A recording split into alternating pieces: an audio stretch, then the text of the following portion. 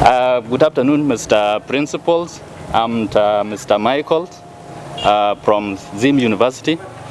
I'm here with my colleagues doing research on biodiversity. Therefore, we have come here to interview you as the focal persons of this school. Okay, thank you very much. You are most welcome to Somalibantu Secondary School. So, just like you have said, we are here as a school, and I think whatever we are doing here will be a little bit helpful for your research. Thank you. Into the degree you are doing. Thank you. Yes. The first question I want to ask about these gardens. We have seen the gardens, and we have a lot of species here, plant species and some organisms. So I would like you to tell us some of the species which are here. Okay, thank you very much. Basically what we have here is the food crops. That's what we have here. And basically the project here is just a project to help the adolescent girls who are in school.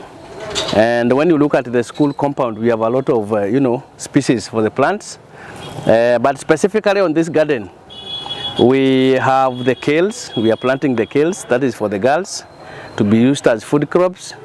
They can eat. They can also sell. We also have the okra, which is also part of the food crop.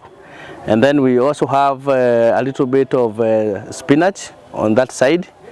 And then we also have some cassava, which is used as vegetables by the Great Lakes population. And then we also have some trees. We're practicing a little bit of agroforestry. We have the neem plant here to provide the shade, so that there is no much scorching of the food crops. And then we have also the Casuarina equisetifolia, also as a tree to try and also shelter the plants. And then of course, for the issues of the fencing, we also have the prosopis, which we are using now to protect the other crops along the fence. And basically what we plant here is for consumption purposes. We also have pumpkins, which we are planting here for consumption by students. And apart from that, we also have the sorghum, which we are also encouraging students to plant so that they supplement their food security efforts. That is from UNHCR, by using their own efforts. So basically, we have a lot of species around here. We even have some farmers who stay around the school benefiting by getting fodder for their goats, about 10 of them. And then of course, even the birds, we still have a little bit of the birds benefiting from the insects which are found from this garden. Where sometimes you can identify a grasshopper, you can identify a stalk borer, sometimes the aphids. So it's basically a whole, there is biodiversity. There is a lot of organisms trying to survive here within the habitat in the school, and especially even the students themselves, considering that they are also animals and benefiting from the same environment. Thank you, Mr. Principals. To continue, I want to know if there are some environmental factors that endanger these species you mentioned. Okay, thank you very much. Number one, the availability of water is a big challenge. In fact, we were forced to scale down when we came from April. In April, there was a lot of rainfall, and so we were using a bigger area. Now, we are actually doing the watering, the physical watering, because the water is scarce. I think you can see what that girl is doing. She's just watering. We are using a pit. And then here in Kakuma, where we are, there's a lot of wind. So there is excessive transpiration, making the plants really suffer from wilting. You find that sometimes the sun is too hot for the crops.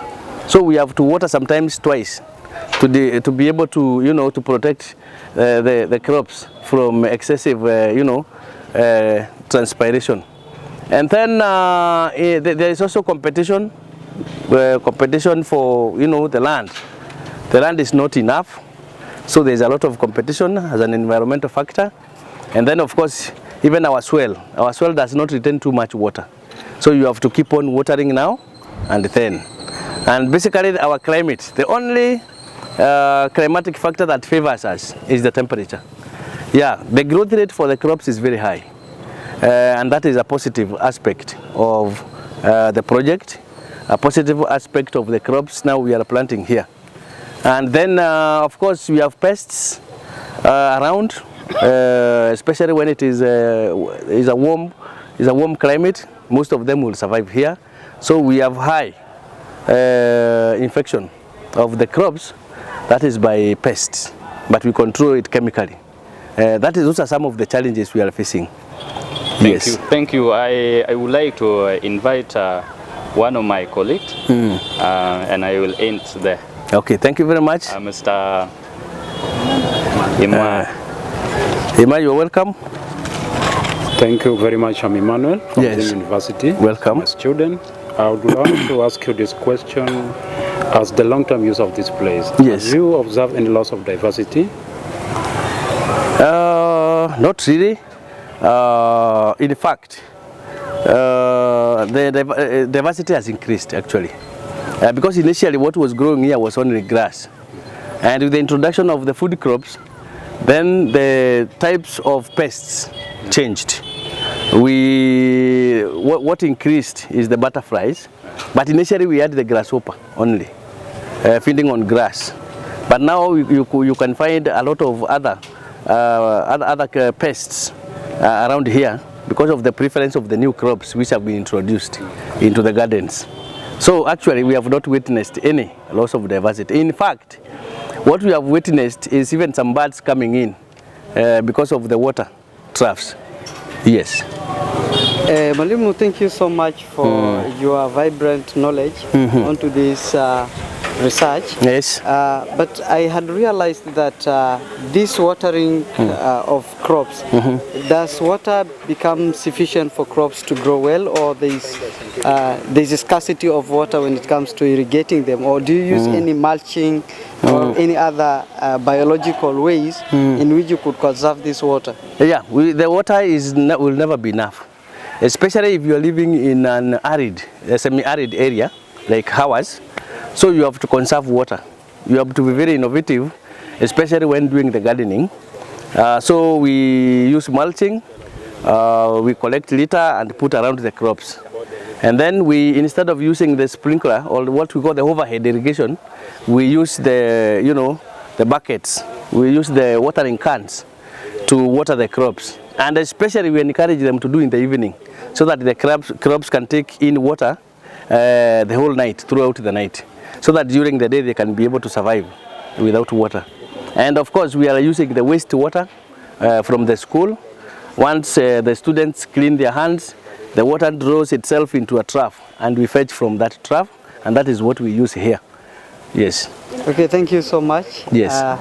We are really appreciative for your help into the success of these students from Xavier University. Yes. And we will still come back here, visit regularly to see how are the changes of organisms that are here from time to time. Okay. Yeah, and we really appreciate it. Thank you so much. You are very much welcome again and again, and I wish you success.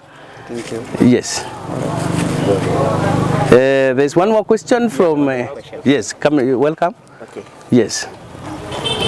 Yeah, thank you so much. I'm by the name James Stute. Pleasure. As my brother or my colleague has stressed before, a student of Zim University. Yes. So we have looked around in the field and we noticed a lot of species inside. Yes. Could you just help us to highlight or point out some of the scientific name of the species that are around? Okay, we have Casuarina equisetifolia. Yeah. That is a fodder crop. That is for animals, like goat, sheep there. And then we have the family of Brassica. species there. That is the kales. Kales. Yes, that is commonly known as sukuma wiki. Yeah. And then we have the spinach there, and then we have the sorghum also. And then of course we have also, where we have the sorghum, we have the stalk borer as a beneficiary of that plant. We call it Helicoptera species. So basically we have a lot. Maybe we can make a summary later of all the species we have here. But we have a lot of species here. The whole of this is like an habitat. Yes. Yes.